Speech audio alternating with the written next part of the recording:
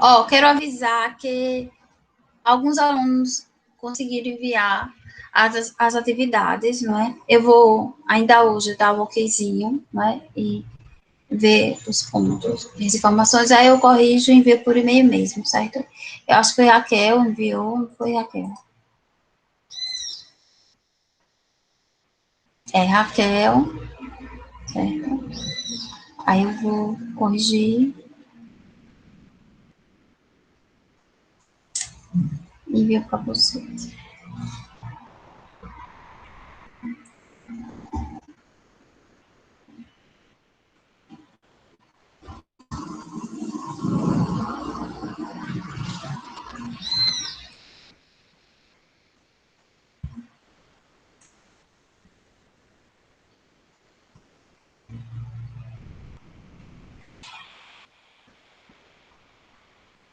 Ah, Ian, é o e-mail. Deixa eu disponibilizar aqui o e-mail para você.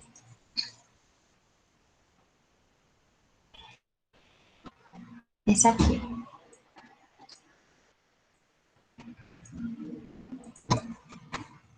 Você faz, escaneia ou tira foto, né? O que for mais fácil, envia. Eu só peço que vocês façam de caneta, porque a visualização é melhor, né?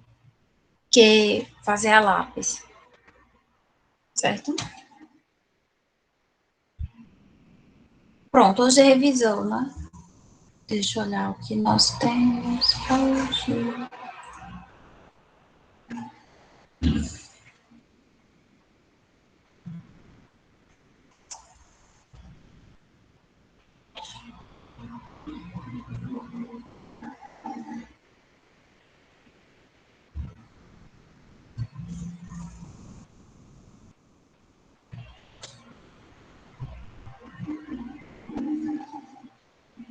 Vamos ver aqui os assuntos.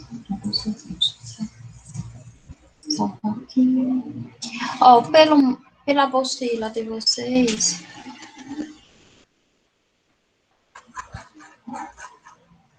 nós já vimos a questão do texto literário, não literário, não é? Segundo ano. Pronto, turma, segundo ano. Ó, nós vamos ver os elementos da comunicação de novo, né? A função da linguagem. Já fizemos as atividades. Não é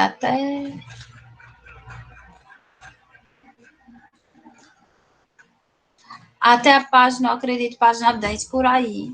Aí eu deixei a atividade 4 até a quarta, da quarta até a nona questão. Até a Raquel já enviou para mim, não foi isso, Raquel?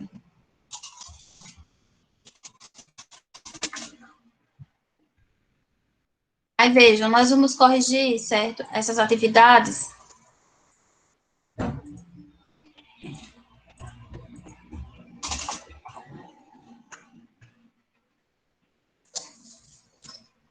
Para adiantar, e depois eu começo as revisões novamente pelos slides, só para a gente. Como é o nome?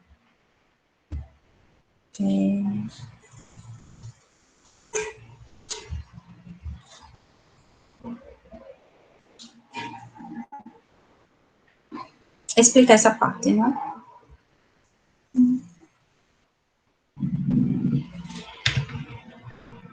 Compartilhar aqui com vocês o mundo.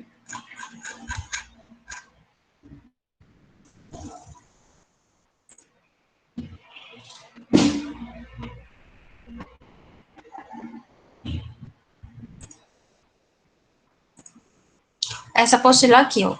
Nós já respondemos até essa questão da página 8, página 9. Alterou um pouquinho aqui a ordem da minha página, porque eu coloquei as respostas aqui, certo?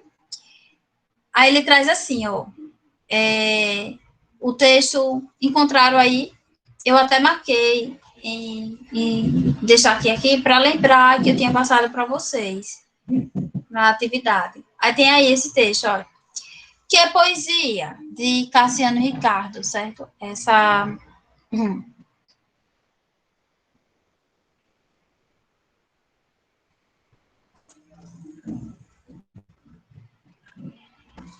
Aí nós estamos na quarta questão já, certo? Aí ele diz assim: o que é poesia? Uma ilha cercada de palavras por todos os lados. O que é o poeta? Um homem que trabalha um poema com o suor do seu rosto, um homem que tem fome com qualquer outro homem, né? Cassiano Ricardo. Aí ele pergunta: quais as funções da linguagem predominante no poema anterior, nesse poema 4 aí? Aí vocês colocam aí, não é? Função poética e metalinguística, não é? É poética, né? Porque ele traz aí a poesia, e metalinguística porque ele trabalha a poesia, né? O código pelo código, ou seja, para explicar o que é poesia, né? Então, a linguagem metalinguística é essa, né? Quando eu trabalho para trazer o significado do que é aquilo, né? Do que é a palavra, no caso aí, o que é poesia, né? Vocês preferem que eu coloque assim ou coloque no chat a resposta?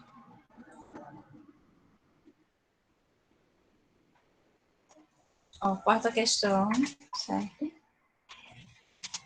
Funções poéticas e metalinguística. Vou colocar aqui no chat, tá? Eu vou lá e venho, tá? Como tem, vocês ficam vendo, né? Normal, então.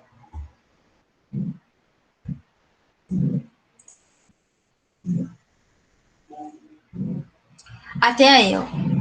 A quinta questão ele fala: aponte os elementos que integram o processo de comunicação em poética de Cassiano Ricardo. Quais são os elementos de comunicação, não é? Nesse aqui. Deixa eu botar aqui. Aí vocês. Aí a quinta questão, os elementos aí representados na poesia é código, emissor e mensagem, certo?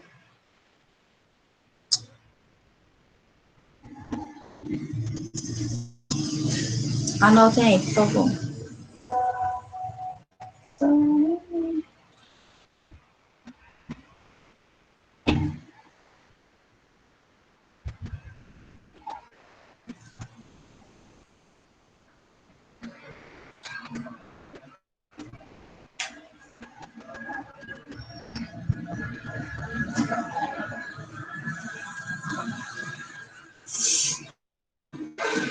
Vamos lá. A outra questão é. Tem uma tirinha aí, ó. Deixa eu aumentar aqui o tamanho dela para poder ver. Que eu deixei pequenininha, mas aí como vocês têm o arquivo aí, vocês podem aumentar, não é? Tem aí, ó. Corra, que a Mônica está quase nos alcançando. Ué, por que você parou, Cebolinha?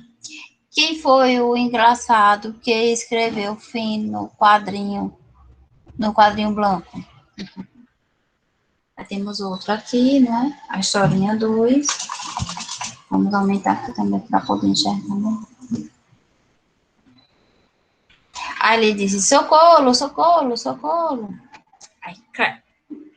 Qual é a função da linguagem comum as duas historinhas aí? Temos uma figura aí, não é? Ou temos uma função comum para as duas, não é? Fizemos a quinta, agora é a sexta.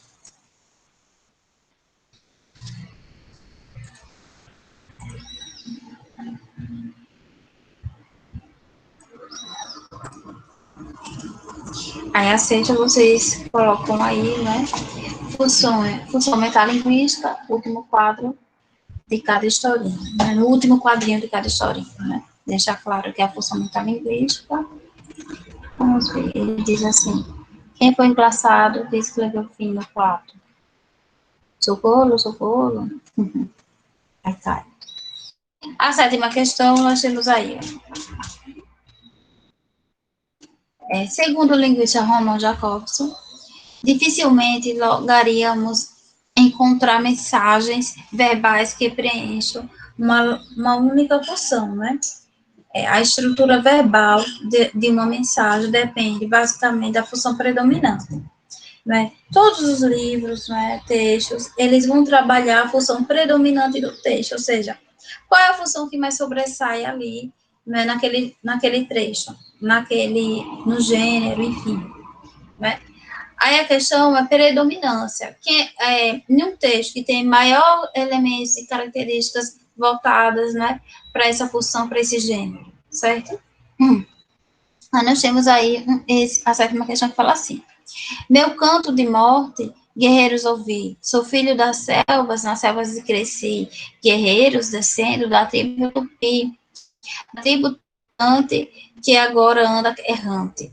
Porfado, inconstante, guerreiros nasci. Sou bravo, forte, sou filho do norte. Meu canto de morte, guerreiros ouvi, Gonçalves Dias, né? Aí ele fala assim: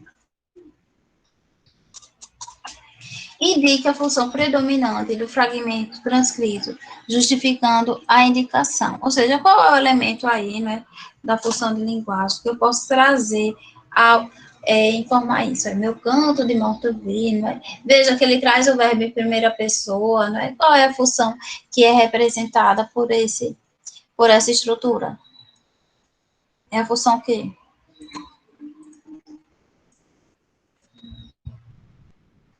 a sétima aí, não é tempo, é a função emotiva. Na primeira pessoa, função emotiva.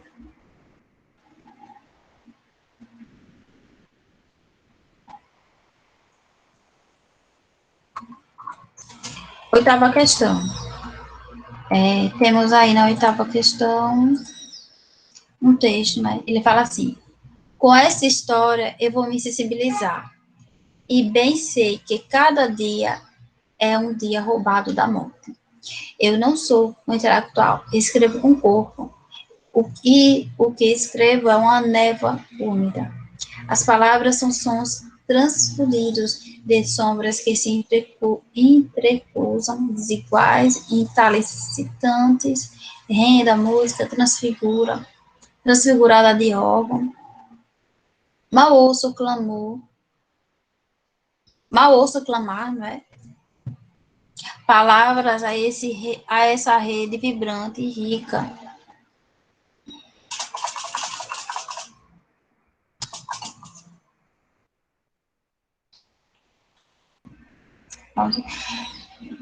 E mórbida e obscura, tendo como contra bom e baixo grosso da dor, alegro, com brio. Tentarei tirar ouro do carvão, sei que estou adiando a história e que brinco de bola sem bola. O fato é, o ato, juro que este livro é feito sem palavras. É uma fotografia muda. Este livro é um silêncio. Este livro é uma pergunta. Clarice Lispector.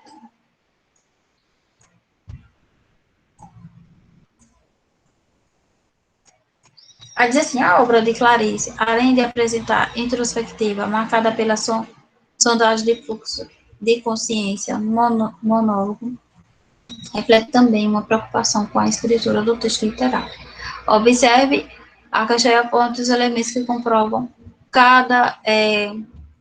a preocupação, né?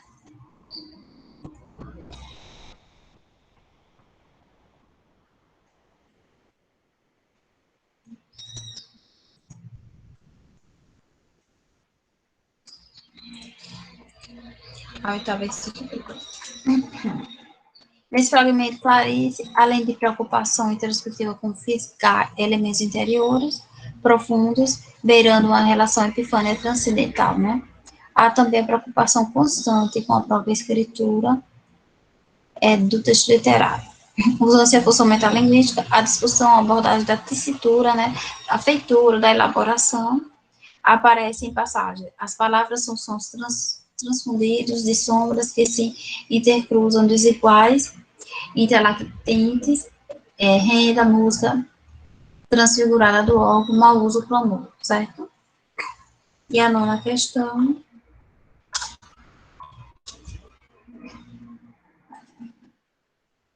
ele trouxe aí, ó, começo a arrepender-me deste livro.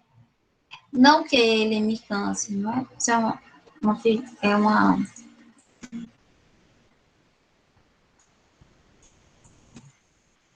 e realmente expedir alguns magros capítulos para esse mundo sempre é tarefa que distrai um pouco a eternidade. Mas o livro é enfadonho, cheira a sepulcro, traz certa contração cadavérica, vícia e grave. E, aliás, ínfimo, porque o maior defeito deste livro és tu, leitor. Tu és presa de envelhecer, e o livro anda devagar. Tu amas a narração direta e nutrida, o estilo regular e fluente. E este livro é o meu estilo. São como os ébrios guinam à direita e à esquerda, andam em para, remusgam, uno. A esse trecho revela o estilo de Manuel Graciliano Machado Lima ou Carlos Drummond de Andrade. Marcou correto, quem marcou letra C, paciência. Né? Pronto, é aqui a questão da análise das competências do Enem, eu já trabalhei com vocês, não é?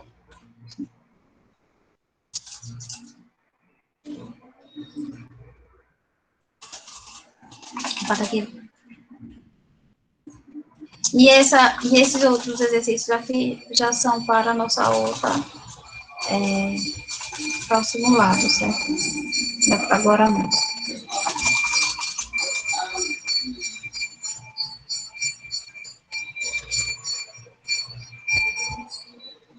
Ah, não, tem mais atividades, né? Sobre pressupostos e subentendidos. Verdade. Vamos terminar, então, né? Correção.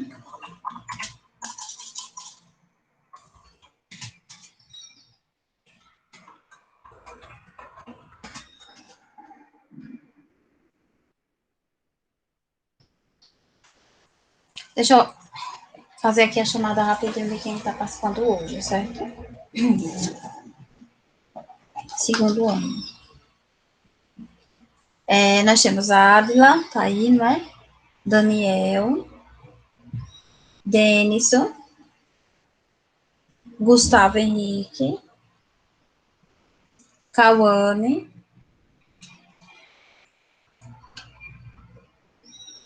Luísa, Raíssa, Raquel,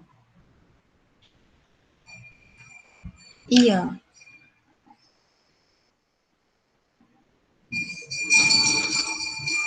Alguém eu não falei?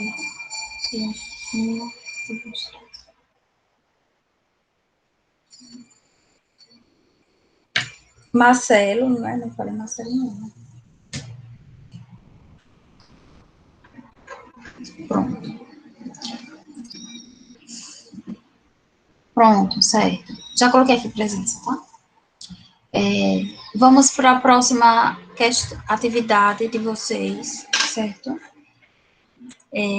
Que é sobre pressupostos e subentendidos, certo?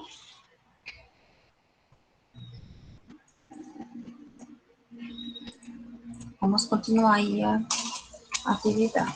Eu acho que eu só pedi para vocês até essa questão aí, não foi? Mas eu vou responder junto com vocês, porque esse assunto eu vou cobrar agora na prova. Essas são duas questões. São três.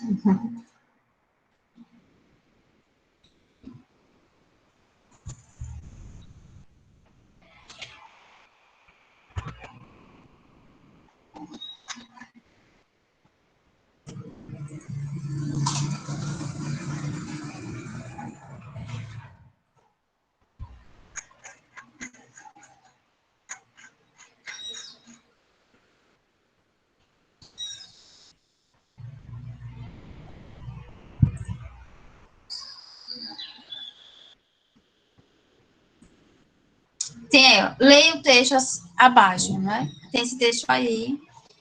Depois que vocês terminaram essa atividade aí, ó, que marcamos letra C na questão, tem a análise das competências do Enem. Depois, temos esse outro exercício, né? Só falta o senador aprovar o projeto de lei sobre o uso dos termos estrangeiros no Brasil para que palavras como shop, send, delivery e drive-thru sejam proibidas em nome de estabelecimentos e marcas. Engajado nessa valorosa luta contra o inimigo Yankee, que quer fazer área de livre comércio com o nosso inculto e belo idioma, venho sugerir algumas outras medidas que serão de extrema importância para a preservação da soberania nacional. Nenhum cidadão carioca ou gaúcho poderá dizer tu vai em espaço público. Nenhum dono de borracharia poderá escrever a palavra borracharia. Nenhum livro de gramática obrigará os alunos a utilizar colocações pronominais como casar-me ou ver-se-ão, não é? Aí ele traz aí, com base na leitura do texto acima, responda as questões.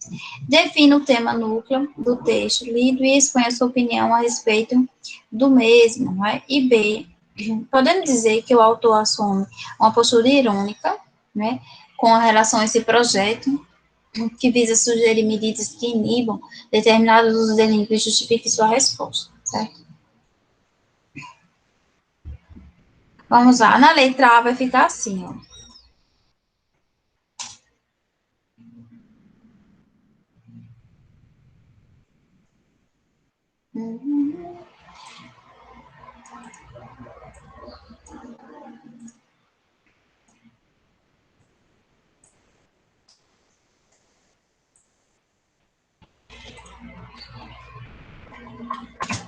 Primeira questão na letra A, aí fica assim. O autor faz o discurso irônico para tentar barrar o avanço, né, dos estrangeiros na língua, criando leis e mudanças absurdas e inviáveis. Como se fosse possível proibir os falantes de falar. E aí vocês podem exprimir a opinião de vocês, certo? Letra B. Mais ou menos essa página aí. Aqui, ó. Aqui tá na página 14. Aí na B ele diz assim, podemos dizer que o autor assume uma postura irônica, né? Ele assume, não é? Ao ele falar assim, ó, vamos fazer uma lei para proibir esses termos estrangeiros, né? E que sejam utilizados em espaços como comércios, né? A utilização das palavras em estrangeiro. E aqui a gente sempre utiliza, né? Para trazer uma marca. Tentamos trazer e deixar no inglês mesmo. Então, aí vocês colocam aí, né, o autor.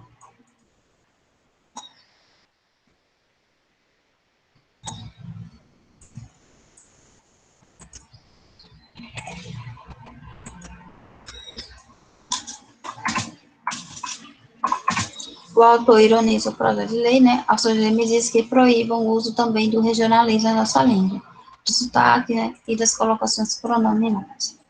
Segunda questão para você marcar verdadeiro e falso, certo? Vamos lá.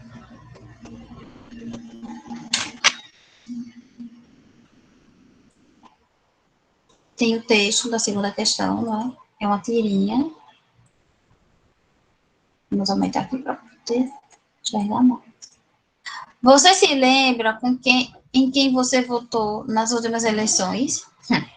Lembro sim. Eu também. Pelo amor de Deus, como eu faço para esquecer? Aí ele diz na letra A, não é? A partir da leitura do quadrinho, julgue os itens abaixo como verdadeiro ou falso. O humor constitui no quadrinho um elemento de crítica, verdadeiro, né? Há um elemento de crítica aí no humor, na tirinha, né? O quadrinho possui um caráter dissertativo, visto que, apesar do humor, defende uma tese, falso, né? Não tem isso aí. Implicitamente, um dos personagens é responsável por referir-se a um dos maiores problemas enfrentados pela sociedade brasileira. A associação com os políticos, não é verdade? A utilização do humor como recurso torna a crítica do quadrinho pouco produtiva, falso, né? E a outra predomina no quadrinho a utilização de uma linguagem coloquial, falsa, né? Ele não traz essa linguagem coloquial. Então, aí, nessa segunda, vocês vão colocar verdade, falso. Verdade, verdade e falso.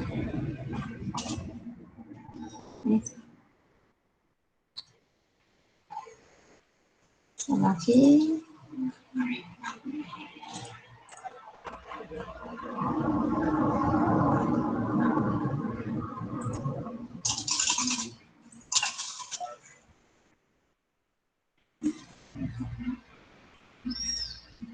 Agora vamos para as próximas questões. Fazer claro que eu sou.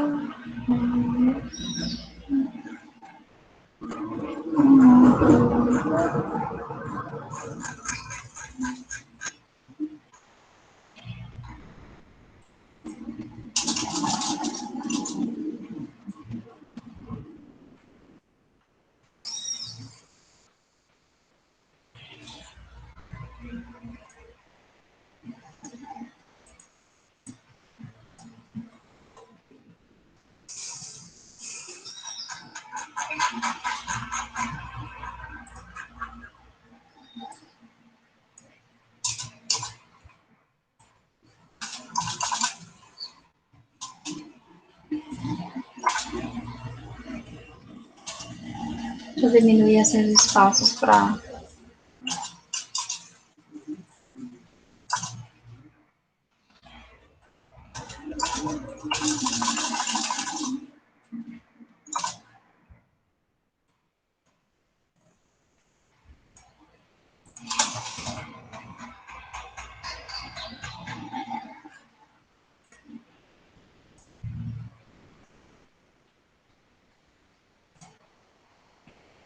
Vamos lá. Já fizemos essa questão, a próxima é assim, a terceira. Leia o texto a seguir, que segue, né? Infância perdida. Nossos meninos na rua não são muito diferentes dos meninos soldados de Serra Leoa ou dos milhares dos milhares de crianças vítimas de guerras espalhadas pelo mundo. Infelizmente, o Brasil está cometendo contra suas crianças a mesma violência que cometem outros países contra os direitos humanos dos pequeninos. Os brasileiros não podem se escandalizar com o que ocorre em outros países. Diariamente vemos insensíveis o que sofrem nossas crianças sem escola, sem família, sem infância, sujeitos a maus tratos e prostituição, à morte, às drogas, em cada esquina. Até a partir do texto, era para você, é de dissertar aí, né, um texto sobre a infância perdida, não é? Aí aqui, eu abordei com vocês pressupostos subentendidos, lembram? Aí agora, na primeira questão, nós vamos responder esses itens aí, certo? Sobre pressupostos subentendidos. Lembre só, os pressupostos, eles vão marcar, não é? Com conectivos, com advérbios, com os verbos, né? Com preposições, né? Com pronomes, algo que deixe claro ali, alguma informação não foi escrita, né? Mas que realmente traz algum fato que foi realizado pelo personagem ou por alguma atitude, alguma situação, alguma ação, certo? Aí vamos lá, nessa primeira questão, ele diz assim, tire a conclusão possível. Né? Na letra A, ele fala assim: na cidade, todos os prédios com mais de 3 andares ficam na Praça da Matriz. O Zé Carlos disse que mora no 6º andar. Logo, o Zé Carlos, o que acontece com o Zé Carlos, né?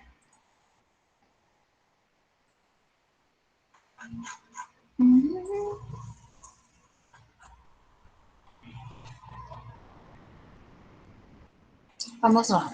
Uma possível resposta, né? Dessa situação aí. Aí vocês marcam aí.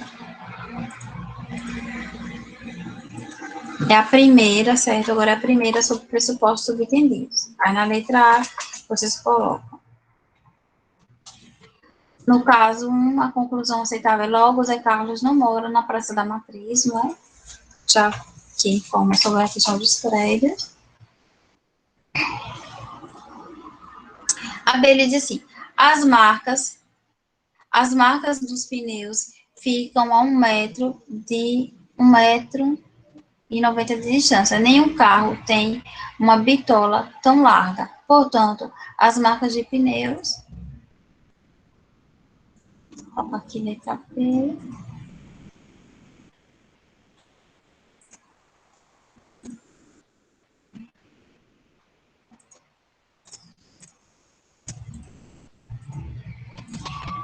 No caso 2, a conclusão cabível é, portanto, as marcas de pneus não são de carro. Vamos ver a próxima. C. Para ser diplomata, era preciso ter o curso do Itamaraty, ou ter notabilizado por uma obra artística, né, considerada de grande expressão. Não me consta que o poeta Vinícius de Moraes tivesse feito o curso de Itamaraty. Logo, né, qual seria a informação aí que poderíamos trazer, não é?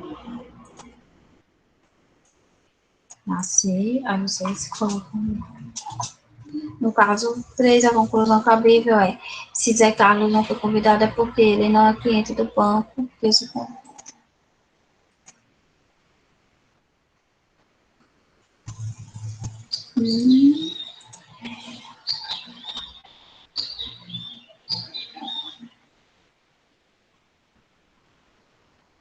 Na desse, nem o bolo de aniversário comparado à confeitaria custa menos de R$ 30. Se o João gastou mais de R$ 30 com o bolo de aniversário do irmãozinho, então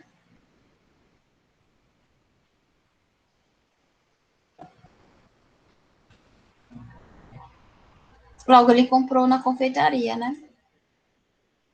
Eles colocam madeira. Logo.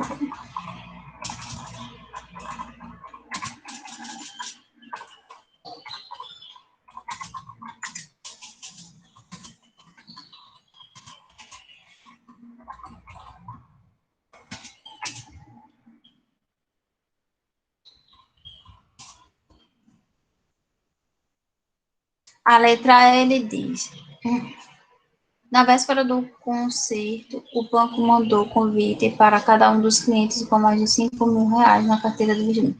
Se o Zé Carlos não foi convidado, é porque ele não tem, né, gente, esse valor aí na carteira. Logo, se não recebeu, é porque...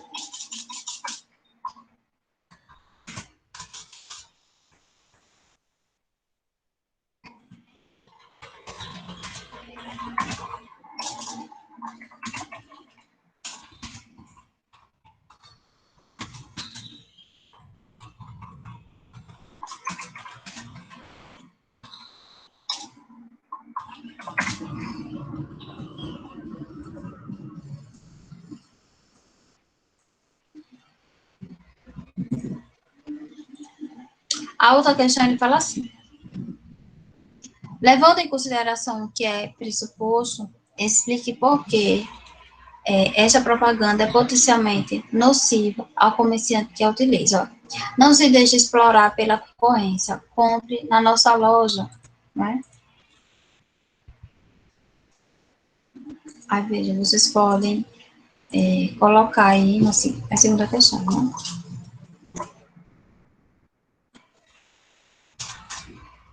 Entende que o cliente deve se deixar explorar por esta loja, não por outra, não? Vamos para a terceira questão. Aqui eu botei 4, né? Mas é terceira. Mas tá 4 aí, vamos botar 4 mesmo. Vamos seguir o que tá aqui para não alterar, tá?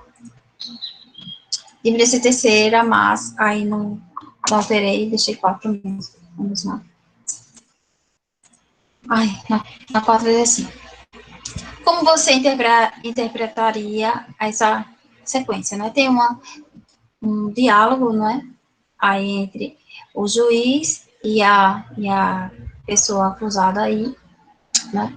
Aí ele quer que você informe que você entendeu, né? Sobre essa situação. Aí vocês podem inferir aí.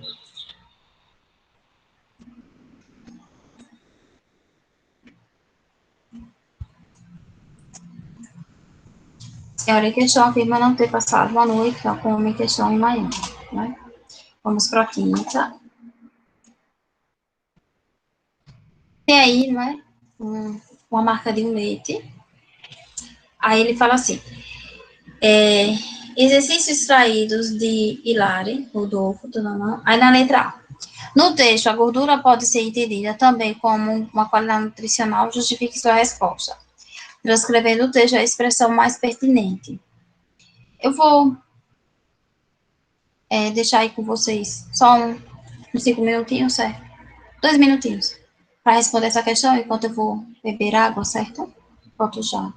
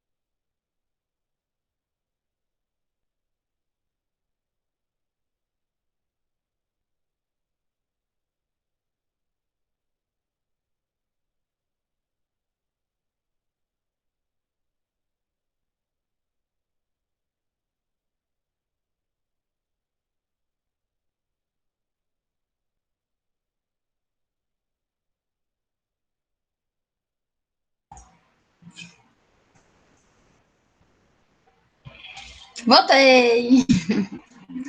Foi bem rápido, só fui beber água, porque bateu calor. A quinta questão, né? Aí, no texto, a gordura, né? Aí, para vocês trazerem uma explicação, transcrevendo algo do texto, né? Termina já a questão as atividades, certo? Que tem no módulo.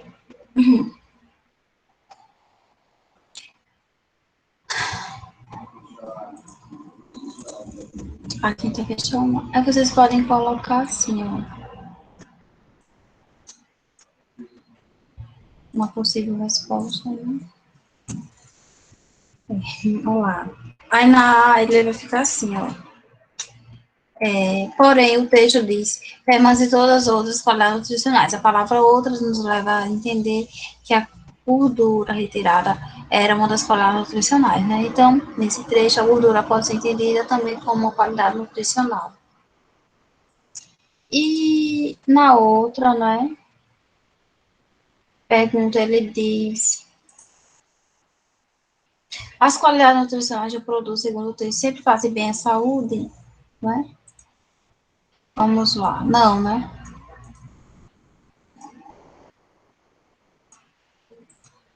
Na letra B vocês colocam. Não.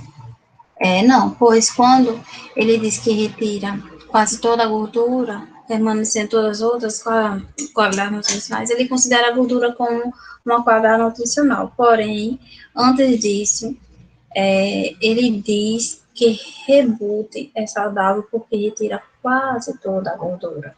Então, para o texto, a gordura é uma qualidade nutricional, mas não faz bem, né? Também nem toda a gordura, né? Tem gordura que é boa, não é? Que as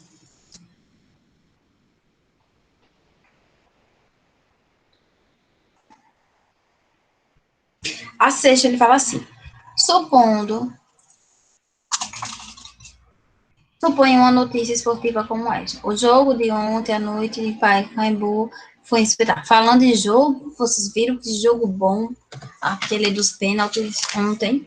Rapaz, jogo bom é assim, emocionante, né? Vai até os pênaltis. Aí vale a pena a pessoa pagar um ingresso, né? A entrada.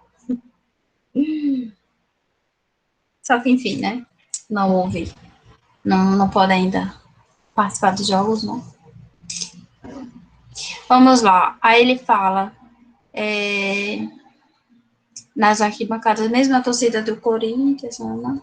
Aí ele fala, hum, o torcedor tinha motivo para fazer o protesto, qual é a palavra na notícia, qual o pressuposto que vocês podem retirar dessa informação, né, desse texto. Aí vocês podem colocar aí essa informação. É a sexta, não é? Aí vocês colocam. A letra A tinha motivo sim, pois o jornalista de uma forma irônica e oculta quis dizer que os torcedores do Corinthians não são civilizados nem comportados, né? E B, civilizadamente, e ironia de comportamento, certo? Vamos lá, sétima questão. Ele diz assim: dois adjetivos foram colocados nos vídeos traseiros de um carro. Aí diz, Deus é fiel, e o outro bem embaixo, porque para Deus nada é impossível. Aí é possível ler os dois adesivos em sequência, constituindo um único período. Nesse caso, A. O que se estaria afirmando sobre a fidelidade, e B. O que o dono do carro quer te dizer, né? Sobre isso. Aí vocês podem entender assim, ó.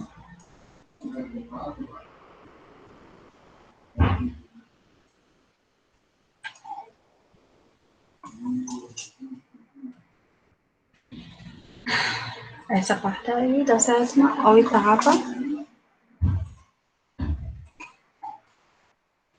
Está circulando na internet uma mensagem que diz o seguinte: atenção, os extraterrestres estão chegando para sequestrar todas as pessoas bonitas. Você está seguro? Só estou escrevendo para me despedir. Aí eles, quais as duas informações que se podem pressupor dessa mensagem, não é?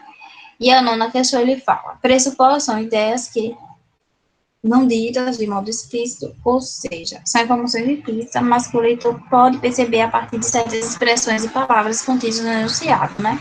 Por exemplo, em Pedro parou de fumar, o verbo parou permite pressupor que Pedro fumava antes, embora essa informação não seja explícita, né? Não diz. Em qual das alternativas nas seguintes você não encontra pressuposto, certo?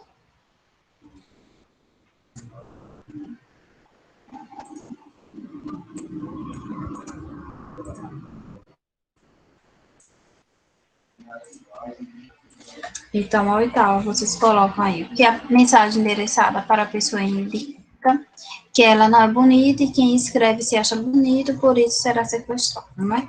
E a nona, letra B.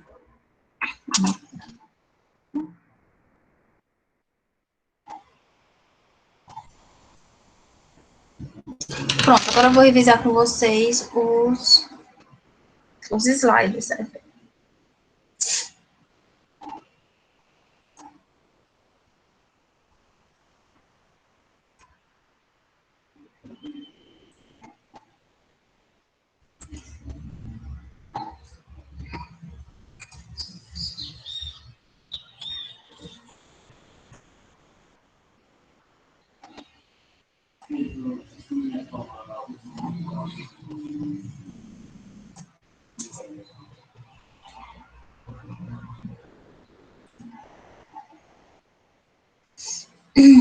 Vamos lá para. Deixa eu colocar aqui para vocês os slides. Certo?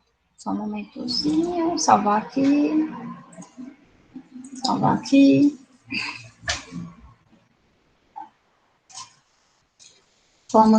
Vamos revisar aqui a parte de elementos da comunicação, depois função da linguagem, né?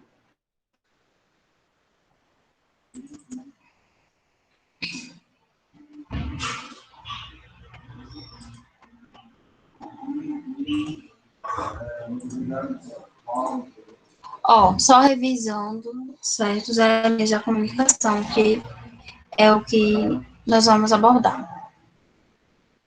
Vejam, a comunicação, né, do latim communicatione, né, é o ato de transmitir aos outros as nossas ideias, pensamentos, né, sensações, informações, né, e isso só ocorre justamente porque o outro também tem interesse de ouvir, e também porque o outro vai construir essa comunicação, né. Aí, veja, a comunicação é fundamental para aproximar as pessoas, né, chamamos as pessoas envolvidas no processo de comunicação de interlocutores. Né? Essa passagem de dividir a informação, né? Transmitir a comunicação, são os interlocutores.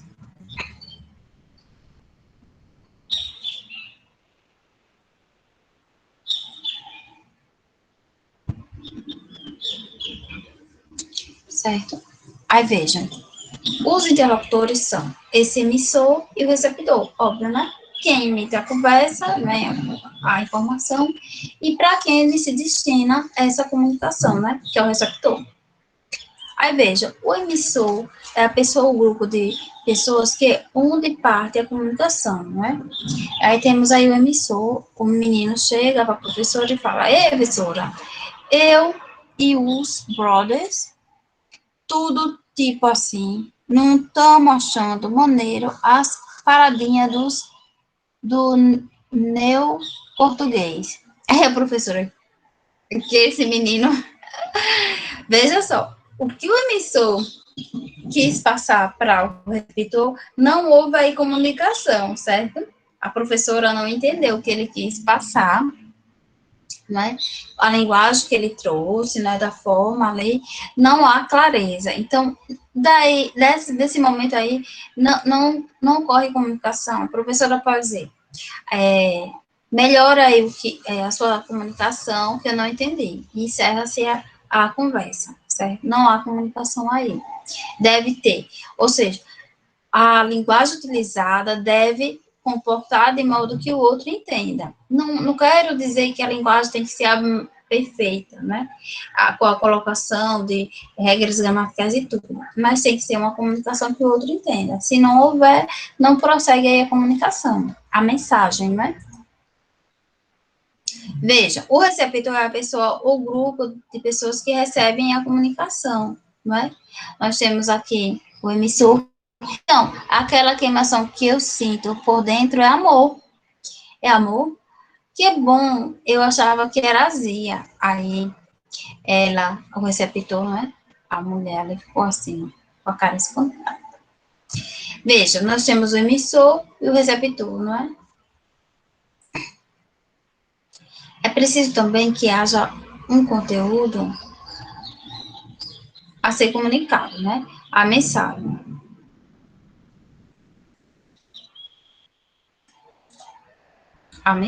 Uma mensagem, né? Emissor, receptor e mensagem. Uma mensagem que comporte os interessados, os interlocutores.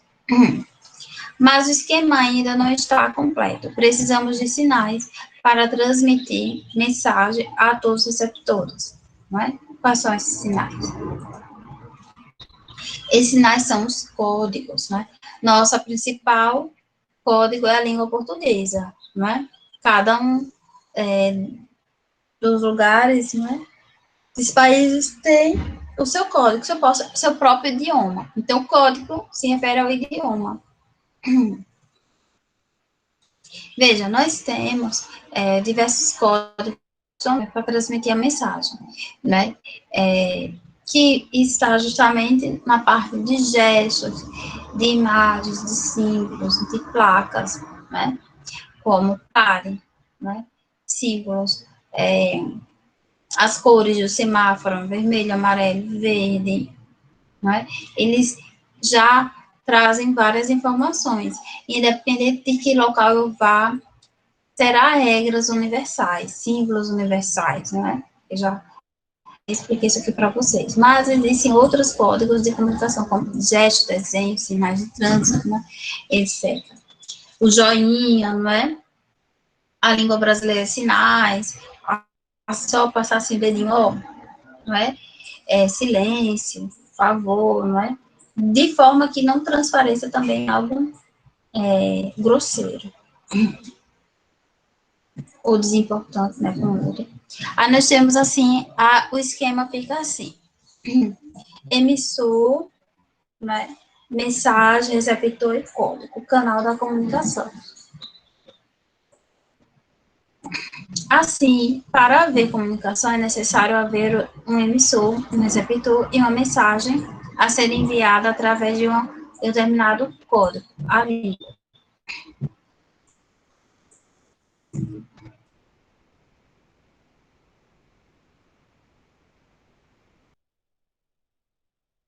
Não é? Emissor, receptor. O emissor, a essa mensagem que é a importante do diálogo, né? Dos interlocutores, o receptor, o código, que é a língua portuguesa, e o canal de comunicação, que são eles, né?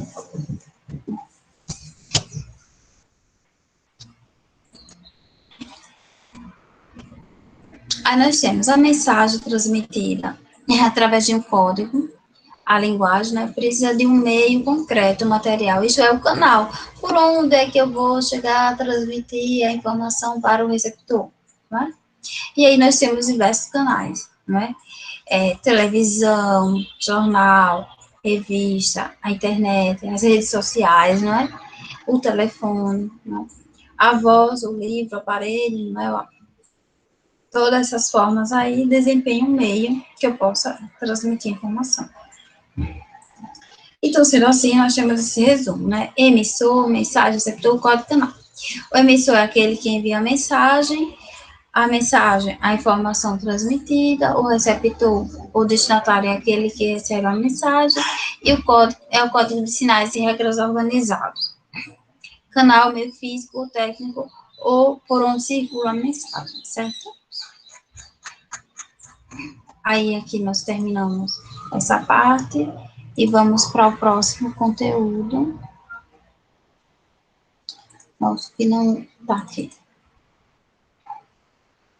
Aqui nós temos função da linguagem e pressupostos subentendidos. Vamos para pressupostos e subentendidos e depois nós vamos para a função da linguagem, para não ficar tão repetitivo.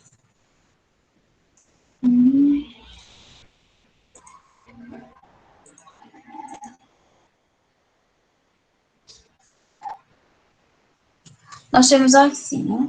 Nós vimos que o pressuposto é a parte em que não está escrito, né? Nem o pressuposto nem o subentendido será escrito, né? De forma escrita, ali, detalhada, né? No texto. Mas alguns elementos, eles vão trazer essa informação do texto, né? Do pressuposto, né? Algum advérbio, algum verbo, alguma construção, né? Alguma forma que deixe transparecer ali no texto essa informação, né? Não escrita, mas que pode ser facilmente identificada no texto, certo? Veja, nem tudo no texto está claro, né? Quando lemos um texto, não podemos ficar atentos apenas às informações explícitas, ou seja, aquelas que estão ali claramente escritas, não é? Para uma completa interpretação, temos que prestar atenção ao que está nas entrelinhas, não é? Aí veja, preste atenção.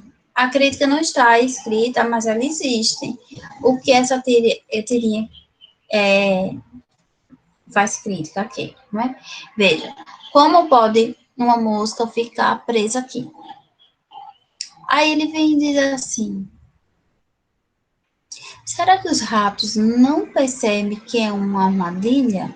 Aí ele fala, e os ursos, como é que andam presos nisso? Né? Aí, de repente, ele se depara, né, a tecnologia, a internet, né? Então, ali tem uma crítica, não é? Explícita, não é? Sobre essa situação. Veja que nós criticamos, né? O ser humano critica todas as outras formas aí, né? Mas não faz a autorreflexão, né? Diante quando fica preso a alguma situação, né? No caso que ele trouxe como computador. E nada mais tão atual quanto a essa época, né? Esse momento que nós estamos vivendo, né? Vamos lá. O que é o pressuposto?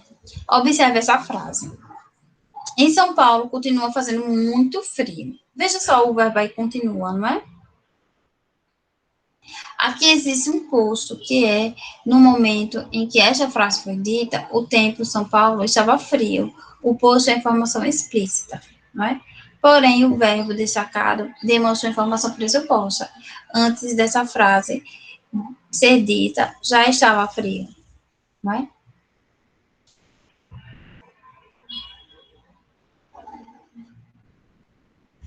Analisando o pressuposto, os pressupostos não são escritos na frase, mas podem ser entendidos por causa de uma palavra ou expressão contida na frase. contida na sentença, né? Aí veja, passei o dia todo na escola, mas fui bom. Ou seja, normalmente não é tão bom, né? Mas nesse dia foi bom. Então, nós temos as informações explícitas. Eu passei o dia inteiro na escola, esse tempo na escola foi bom. A informação pressuposta é apresentada por conta da conjunção mas, a palavra mas, né? Mostra que geralmente o tempo na escola não é tão bom assim, mas que nesse dia, nesse momento, né, foi bom.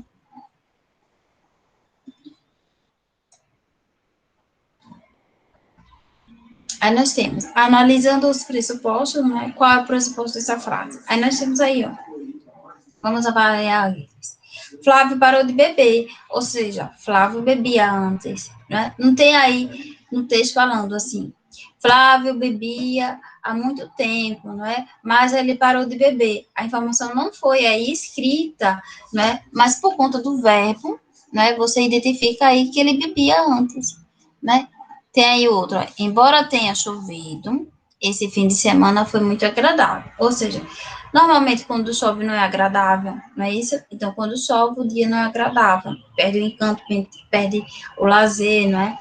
A praia, não assim dizer.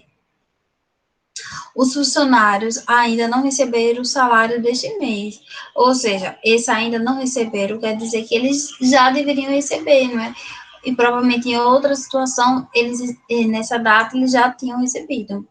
Então, os funcionários já deveriam ter recebido a possibilidade de receberem, né? Também tem esses dois pressupostos aí.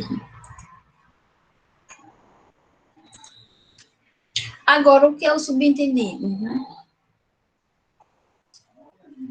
O subentendido, eu gosto tanto de você, que a letra da música dele, Lulu Santos, né? Que ele fala, eu gosto tanto de você que até prefiro esconder, deixar assim, ficar subentendido, com a ideia que existe na cabeça e não tem a menor obrigação de acontecer. Aí ele diz, os subentendidos são inusitadas, são insinuados, né, no texto. Elas não são escritas. Precisamos entender o contexto, ou seja, o que está nas entrelinhas. Hum.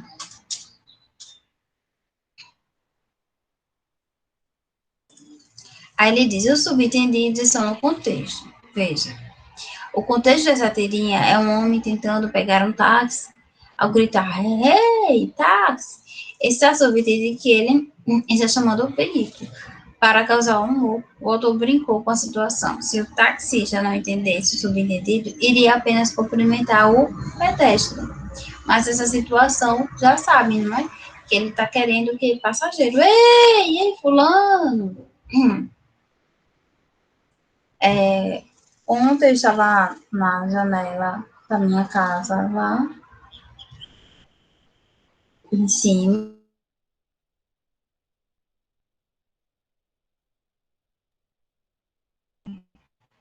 Pela distância deu para enxergar que era o cartão de crédito dele, cartão de banco, essas coisas. Né? Caiu assim no chão. E ele continuou a caminhar. Aí eu gritei, ei, moço, será que se ele não tivesse, assim, uma situação, se ele já estava caminhando, né, e alguém gritar, veja só a situação, né, do subentendido, ele, se ele estava caminhando, ele estava com alguma coisa na mão, e continuou a caminhar, não é, provavelmente ele pensou, alguma coisa caiu, né, quem está me chamando, não é, nesse contexto aí ele virou, né, voltou um pouquinho e olhou, né? Aí eu gritei, moço, ó, tava lá no chão, né? Não disse, né? Mas apontei, né? Essa questão do subentendido, né? A pessoa também tem que saber, né? Ter alguma noção, né? Da situação, do contexto, para poder entender esse subentendido, né? Não é uma questão somente a depender do texto, né? Facilmente identificada, né? Olha, para causar humor, o autor brincou com a situação. Se o taxista não entendesse o subentendido, iria apenas cumprimentar o pedestre. Oi, tchau, beleza. A oitava, aqui o outro, né? Vamos analisar os subentendidos, né? O que está subentendido nessas frases? Você tem relógio? Ou seja, a pessoa pergunta, quer saber as horas, né? Quando você faz uma afirmação aí, ei, você tem um relógio, você tem um lápis, ou seja, a pessoa quer, né? Quer emprestado. Senhora, sua sacola está pesada. A pessoa está oferecendo aí uma ajuda, né? Olha aí a situação. Filho, leva o guarda-chuva, ou seja, provavelmente vai chover, né?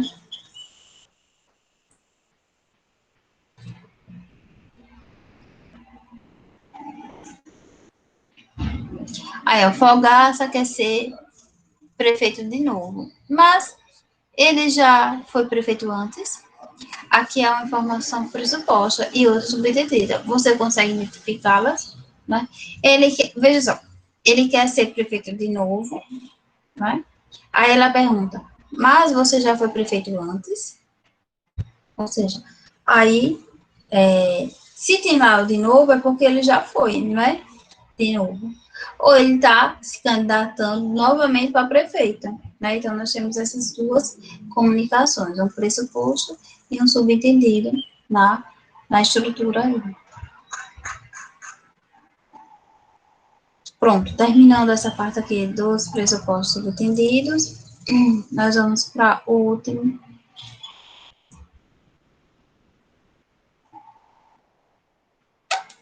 que é a função. Essa aqui, a função também.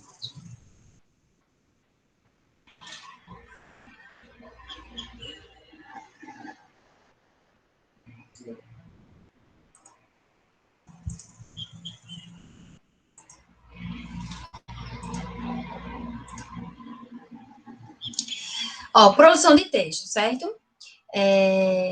Qual o objetivo de um texto? Nós vimos isso aula passada, não é? Quando terminamos o conteúdo, e aí vamos só revisar esses conteúdos. Outra coisa, turma, lembrar de falar sobre a produção de texto, né, com vocês. Vamos lá, qual o objetivo de um texto?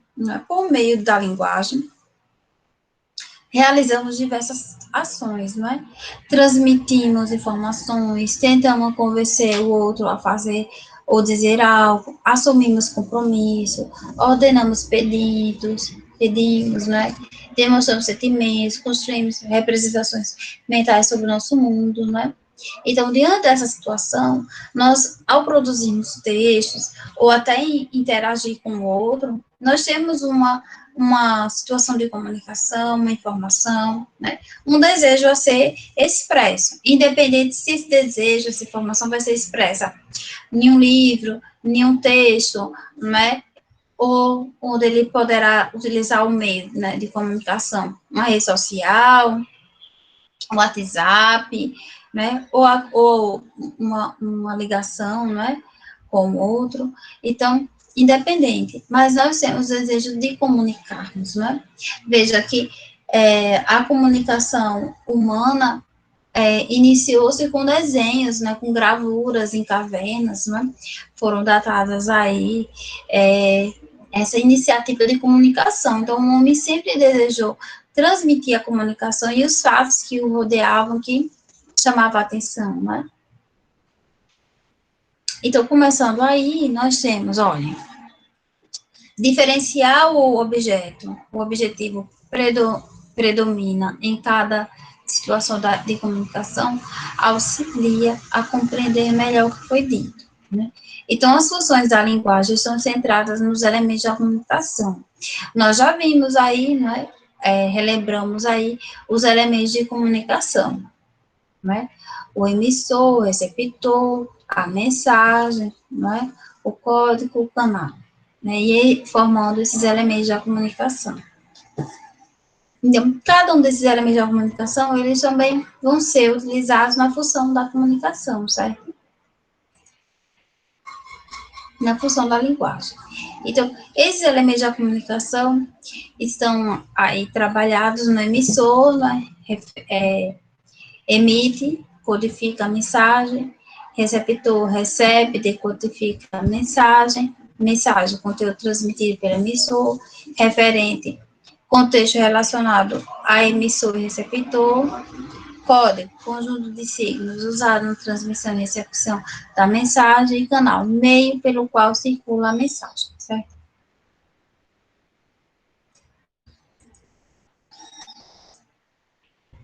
Aí nós temos, qual o objetivo de um texto? Toda comunicação apresenta uma variedade de funções, né? Mas elas se apresentam hierarquizadas, sendo uma dominante de acordo com o enfoque que o destinador quer dar ou do efeito que quer causar no recebedor. As funções da linguagem são as seguintes, né? Aí nós temos a função emotiva, função poética, função metalinguística, função operativa, função fática, não é? E função referencial. Cada uma dessas funções, elas giram em torno de um gênero textual, não é? Com maior predominância, claro. Não é obrigatório, por exemplo, escrever um texto que a função predominante seja que a função ali tenha que ficar presa somente à função emotiva. Não é de fato dessa forma.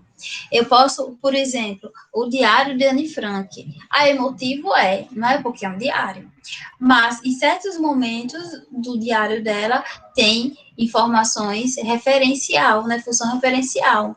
Ao trabalhar as informações da guerra, não é? Então, ali de forma geral, é um diário, na função emotiva, né? Mas em algum momento também o diário dela traz essa referencial, né?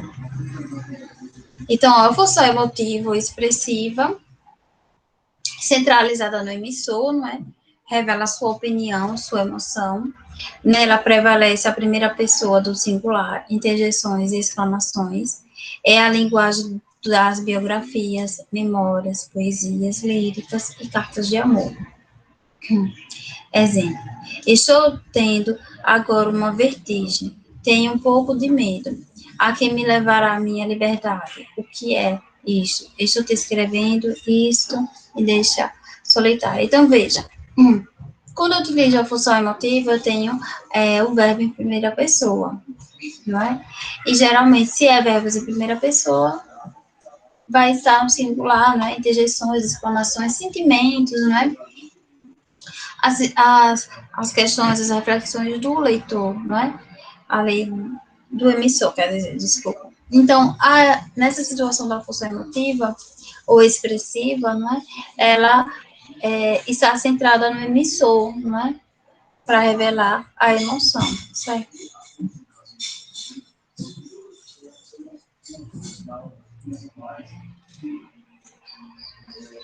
Eu trabalhei com vocês a função emotiva, né? O exemplo do autorretrato. Expliquei aqui para vocês que essa imagem aqui foi retirada aí, já escrita em 95, né? Desse livro, desse livro de poesia, de Mário Quintana. E autorretrato, por conta da reforma ortográfica, autorretrato hoje é junto, né? E dobra-se o R. Lembre-se da regrinha, certo?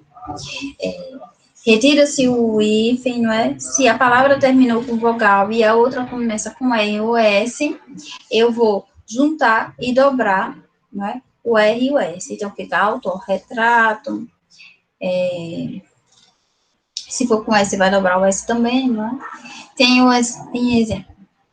No retrato que me faço, veja, verbos em primeira pessoa, né? Singular, traço a traço. Às vezes me pinto nuvem, às vezes me pinto árvore, às vezes me pinto coisas de que nem tenho tanta lembrança, ou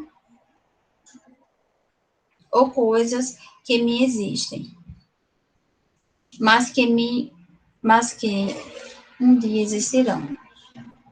E desta lida em que me busco, pouco a pouco, minha eterna semelhança, no final que restará um desenho de criança, corrigido por um louco. Vamos lá, de Mário Quintana, né? Então, vamos lá. A função emotiva, observe que este texto está centrado na expressão dos sentimentos, emoções, opiniões de um eu lírico. É um texto subjetivo, pessoal. Perceba que o destaque dado ao emissor é reforçado pela presença de verbos e pronomes na primeira pessoa. Às vezes, repito, nuvem, os textos líricos que expressam o estado de alma do emissor exemplificam a função emotiva da linguagem. Certo? Próxima funções da linguagem, a função referencial, né? A função referencial, ela está centrada na função na informação denotativa, ou seja, na informação real da palavra, dos acontecimentos ali que ocorrem, certo? A função referencial, ela está justamente em jornais, em TCCs, em artigos, né, que tem a função predominante de abordar o que realmente ocorre, né, de forma objetiva, concisa. Aí ele diz, ó, centralizada no referente, quando o emissor procura oferecer informações na realidade. Objetiva, direta, denotativa, prevalecendo a terceira pessoa do singular. Usadas nas notícias, jornais e livros científicos, descrições de fatos, não é? Exemplo. Em 1665, Londres foi assolada pela peste negra, peste bubônica, que dizimou grande parte de sua população, provocando a quase total paralisação das cidades e acarretando fechamento de repartições públicas. Então, esse momento que vivemos agora sobre a pandemia, quem pesquisou aí os fatos históricos, né, sobre pandemias, né, doenças que dizimaram, né, povos, tem até, parece que foram os astecas, não tenho certeza, mas eu vi um documentário, né, de uma civilização que foi dizimada totalmente por conta de doença, não é? Então, a questão da pandemia, o negacionismo, né, todos esses fatos aí foram também negados, né? Tanto é que tem uma que é a gripe espanhola, parece. Não surgiu na Espanha, né? Foi porque o único lugar que divulgava, informava a questão era lá a Espanha, então foi informado que era gripe espanhola, né? Uma coisa assim.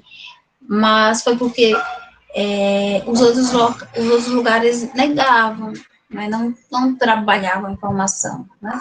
Imagine se a mídia não informasse sobre a pandemia, né? Informasse sobre qualquer outra coisa, mas não falasse sobre a pandemia, quantidade de mortes, né? Negasse. E a população morrendo, não é? E estaríamos até numa situação pior se não tivéssemos algumas medidas, né, quanto a isso. Então, vamos lá. Quanto à função referencial, né, nós temos aí esse texto, que eu até li com vocês, não foi sobre a utilização, a questão do cravo na pele, né, e qualquer texto que aborde a informação objetiva, clara, concisa, denotativa, nós estamos diante da função referencial, certo? Como eu sei a vocês, não é obrigatório que um texto ele fique preso à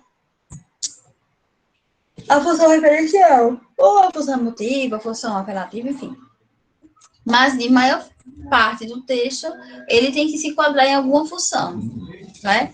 Então, quando também não se tem claramente uma função, né, totalmente, a maior predominância da referencial, ou metalinguística, ou emotiva, então eu posso trabalhar, sim, com mais de uma função, indicar as funções que se tem ali presente. Mas, de modo geral, se na maior parte do texto ele for referencial, ele vai ser referencial, né?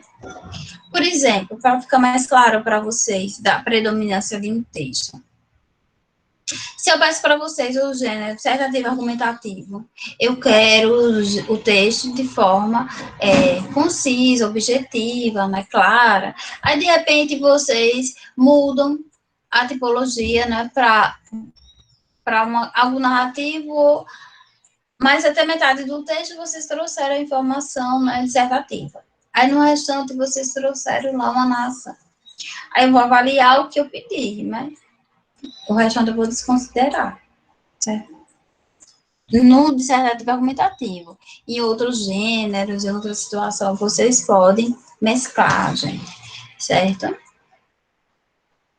A questão também de mesclar é de acordo, por exemplo, um concurso que pede para vocês um gênero dissertativo argumentativo. Eu não posso mesclar aí com outro gênero. Eu tenho que seguir o que foi pedido, entendeu? Enquanto esses textos que nós falamos aí, dessa questão da predominância, não é?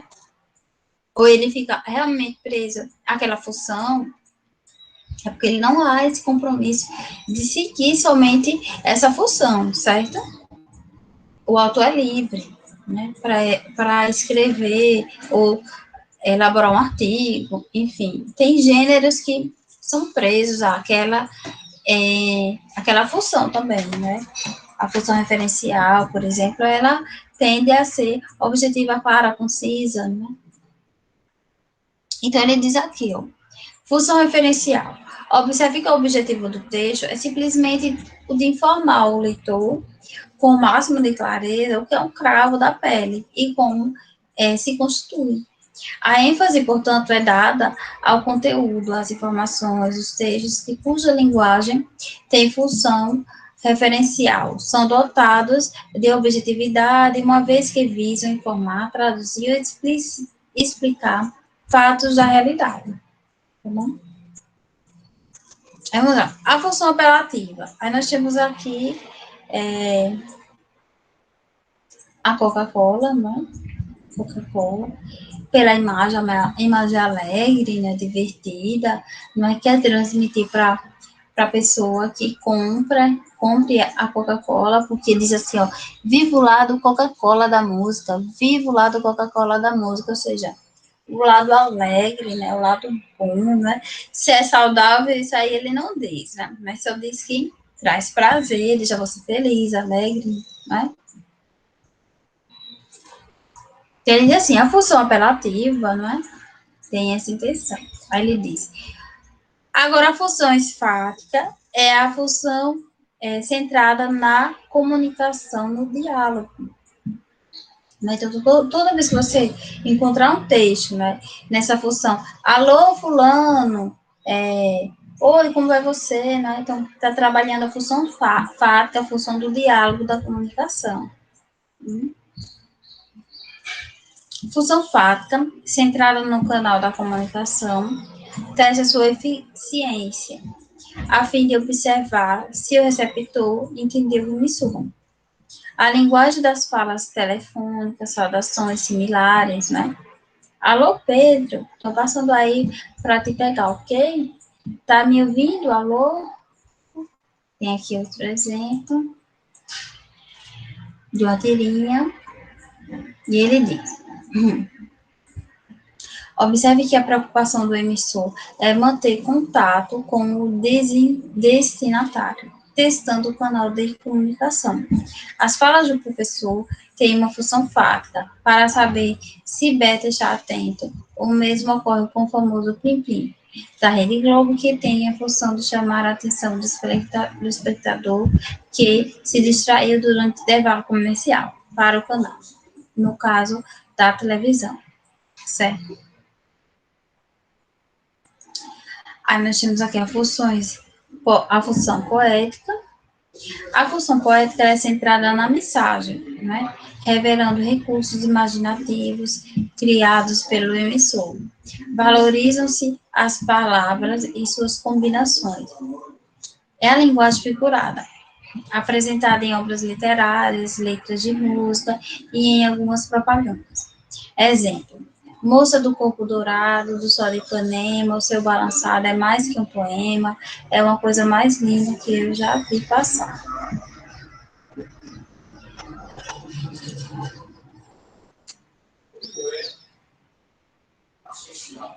Aí dizia assim, funções da linguagem, centrada no código, uso da linguagem para falar dela mesma. A poesia que fala da poesia, um texto que comenta o texto, palavras que explicam o significado de outra, escrever sobretudo o ato de escrever, falar sobre o ato de falar, né? Então, toda vez que você se deparar com significados, com textos que tentem explicar algo, vocês estão diante da função, dessa função aí, metalinguística, certo?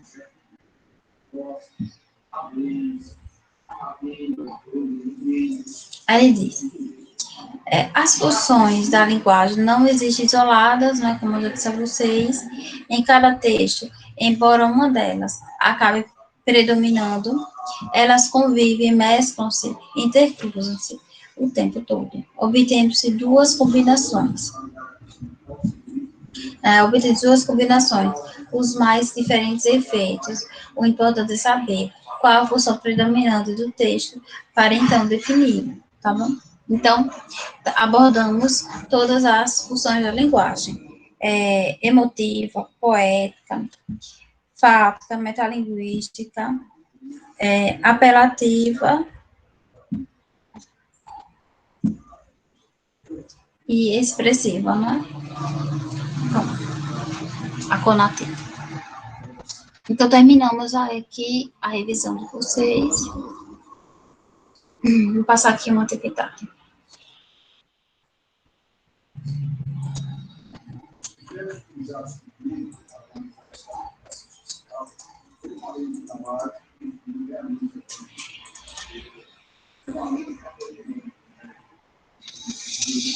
Revisão segundo ano. Segundo ano.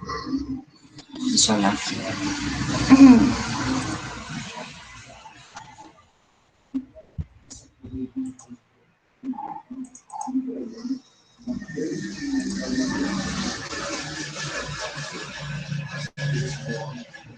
Deixa eu abrir aqui a atividade, certo?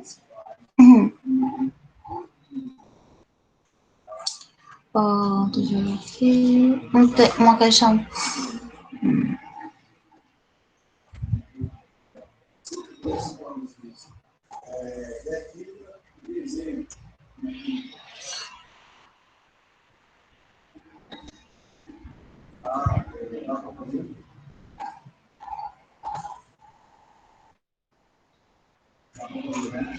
A questão ele fala sobre o texto.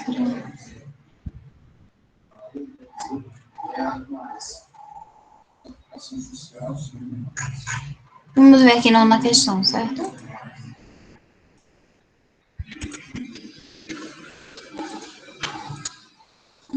A nona questão ele traz aqui um texto assim. A parte da senzala, que era habitada pelas negras solteiras, logo que o sol iluminou as grades das janelas que davam para o vale, tornou-se movimentada. Mulheres de chimangos, quase brancos, brancos muito pretos de fora, falavam em voz baixa e gesticulavam nervosamente. Algumas delas, mais velhas, diziam palavras africanas para excitação em que estavam e não se compreendiam porque eram de diversas nações e havia sido escolhida já de propósito assim, para que não se formasse a parte com a linguagem secreta de uma só algravaria. O texto A Menina Morta, de Cornélio Penha. Não, ele diz, sobre o texto, leia os seguintes itens, não é? As escravas dispunham de um código comum da palavra africana. 2. Fora intencional o agrupamento de escravas provenientes de raças diversas. E 3. A falta de uma língua comum dificultava as relações que mantinham com a administração. Estão corretas quais aí?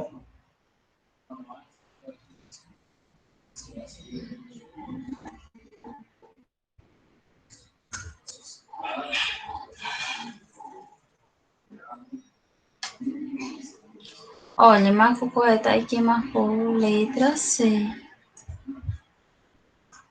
Vamos ver outra atividade. Eu dou um tempinho para vocês. A nona questão. Deixa eu olhar aqui. Tá.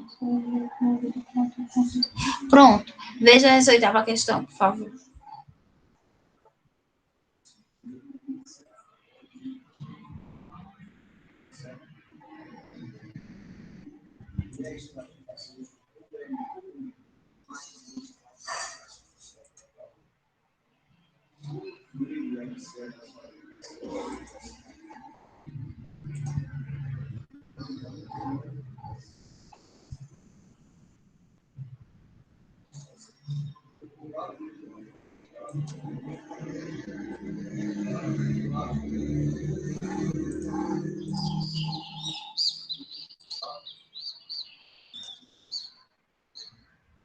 Peraí.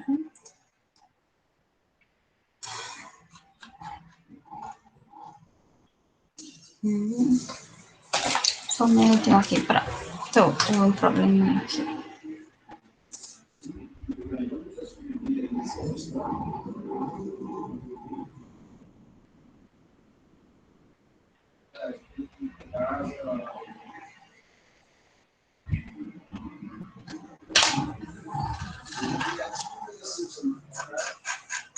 A oitava questão, peraí.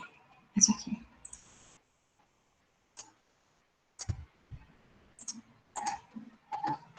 Transtorno de comer compulsivo, né? O transtorno de comer compulsivo vem sendo reconhecido nos últimos anos, né, como uma síndrome.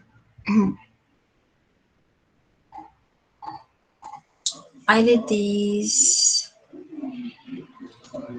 caracterizada por episódios de digestão exagerada e compulsiva de alimentos, porém, diferentemente da bulimia nervosa, essas pessoas não tentam evitar ganho de peso com os métodos compensatórios. Os episódios vêm acompanhados de uma sensação de falta de controle sobre o ato de comer, sentimentos de culpa e de vergonha. Muitas pessoas com essa síndrome são obesas, apresentam uma história de variação de peso, pois a comida é usada para lidar com problemas psicológicos. O transtorno de comer compulsivo é encontrado em cerca de 2% da população em geral, mais frequentemente acometido por mulheres entre 20 e 30 anos. Pesquisa demonstra que 30% das pessoas que procuram tratamento para obesidade ou para a perda de peso são portadores de transtorno do comer compulsivo. Aí ele diz assim, ó, considerando as ideias desenvolvidas pelo autor, conclui-se que o texto tem a finalidade de quê? De descrever e fornecer orientações sobre a síndrome compulsória, de narrar a vida das pessoas que têm transtorno, de aconselhar as pessoas, ou de dispor de forma geral o transtorno compulsivo de alimentação, né? Letra D.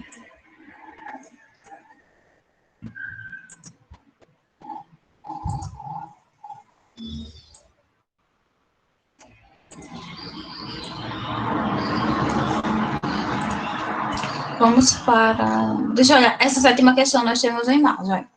A Amazônia é nossa. Aí nós temos o pressuposto da frase escrita no cartaz que acompanha a charge é a de que a Amazônia está ameaçada de fragmentação, estatização, descentralização, internacionalização, partidarização. O que vocês acham que ela ficou transparente aí?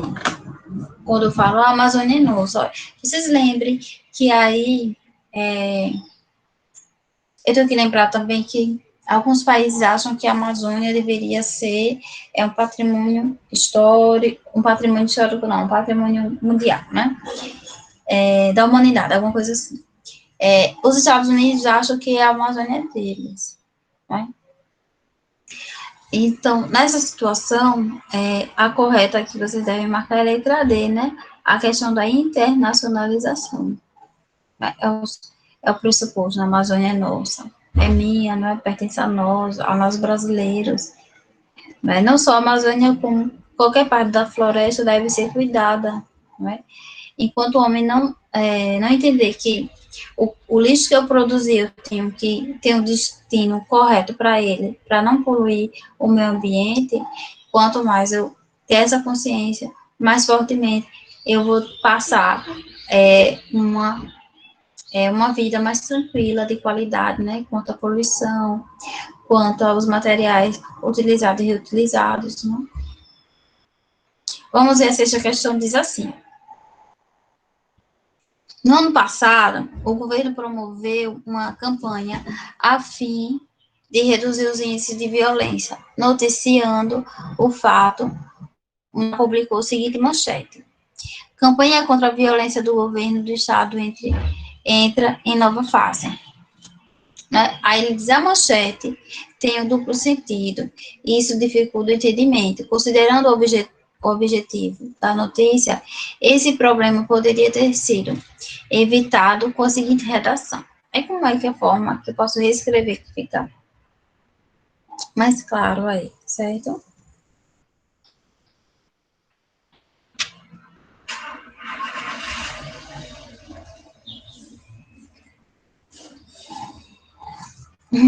Até aí. Campanha contra o governo do Estado e a violência entra em nova fase. B. A violência do governo do Estado entra em nova fase de campanha.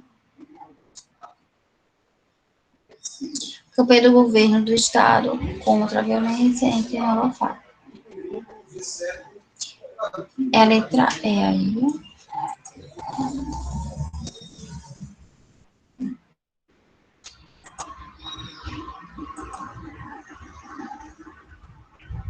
Quinta questão, ele diz assim, ó. Na posição em que se encontram as palavras assinaladas na frase abaixo geram ambiguidade, exceto em uma, né? Pagou o FGTS já custa 3,3 bi, diz o consultor. Pais rejeitam menos crianças de proveta. Consigo me divertir também aprendendo coisas antigas. É muito equívoco imaginar uma universidade, que a universidade do futuro será aquela que melhor lidar com as máquinas.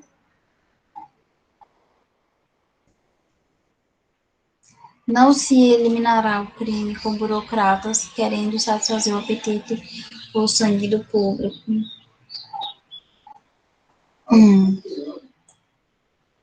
A correta aqui é a letra T. Vamos para a quarta.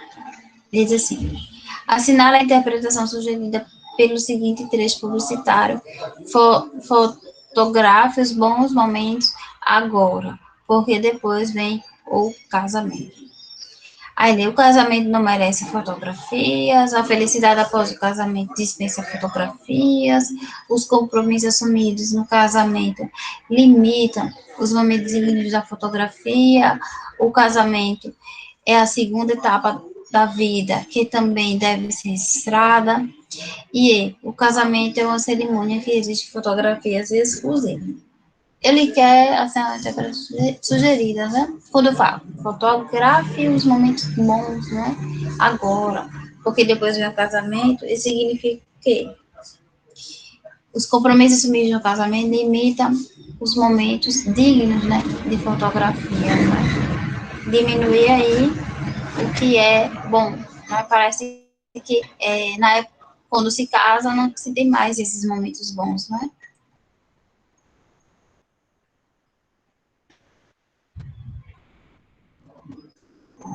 Terceira, marque a opção incorreta de acordo com o texto, né?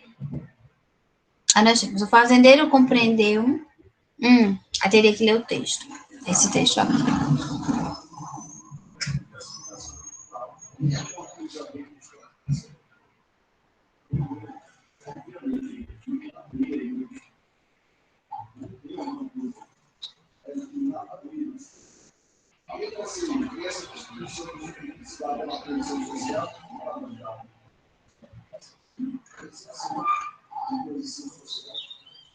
Pronto, quanto a esse assunto, quanto a isso, nós já chegamos ao fim. Agora só vou passar os avisos finais, né? Nossa prova será a próxima segunda, não é? São esses assuntos, né? Interpretação de texto, produção de texto, a produção de texto, 4 parágrafos, introdução, desenvolvimento, conclusão, não é?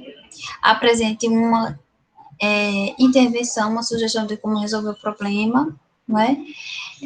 Então, elementos da comunicação, função da linguagem, pressupostos e subentendidos. Fizemos e respondemos as questões todas do modo referente a esse assunto, não é? Fizemos algumas revisões aqui também, extra, de revisão quanto a esses conteúdos de vocês. Vejam que pressuposto subentendido, ele não pode ficar claro, tipo, no enunciado.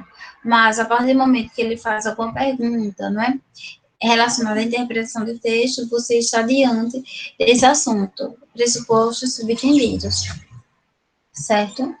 Que retratam mais a interpretação de texto. Então, veja, identifique expressões que tragam esse pressuposto, como os verbos, os advérbios, as conjunções, não é? São todos eles que abordem isso. Traz o pressuposto, não é?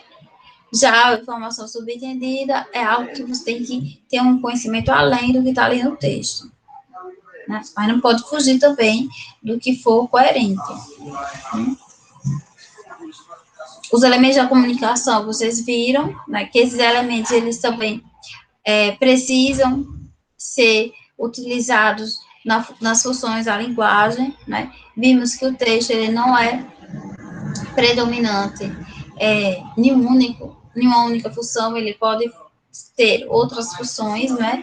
Mas, de modo geral, ele se enquadra em referencial, em motivo, metalinguístico, não é?